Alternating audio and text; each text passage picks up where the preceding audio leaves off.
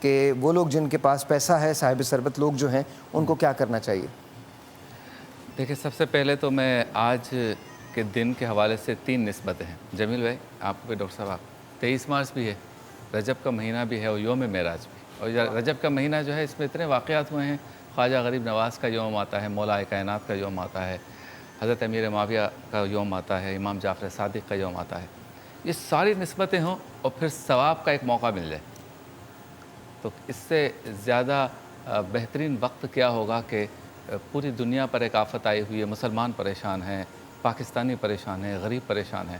تو صاحب ثروت پھر بھی سوچے کہ نہیں، میں اپنا مال جو ہے وہ جمع کروں گا، بچاؤں گا. یہاں تو لوگ سڑکوں پہ مر رہے ہیں، بیٹھے بیٹھے گر جاتے ہیں، ایسی بیماری، ایسا امتحان، ایسی آزمائش. تو صاحب ثروت لوگوں کو اگر اب تک مال خرچ کرنے کی کوئی سوچ نہیں آئی، زندگی گزر گئی، تو اب بھی میرے خیال میں یہ اللہ تعالیٰ کی طرف سے ایک الارم آ رہا ہے کہ باقی ماندہ زندگی میں جتنے پیسے بچائے ہیں اس میں سے خرچ کر دو. ہو سکتا ہے کسی ایک پر خرچ کرنے کی نسبت سے، اس کی برکت سے زندگی بھر کی نیکیاں جو ہے اسے مل جائیں. تو صاحب ثروت کے لیے تو یہی پیغام ہے. لیکن میں تو یہ سمجھتا ہوں کہ ہر خاص و عام مڈل کلاس ہے تو وہ اپنے سے نیچے والے کی مدد کرے. اگر اپر کلاس ہے تو وہ مڈل کلاس کی کرے، بہت ہی اپر کلاس والا ہے تو وہ باقی نیچے والوں کی مدد کرے. تو مدد کرنے کے مواقع بھی ملنا سعادت ہے.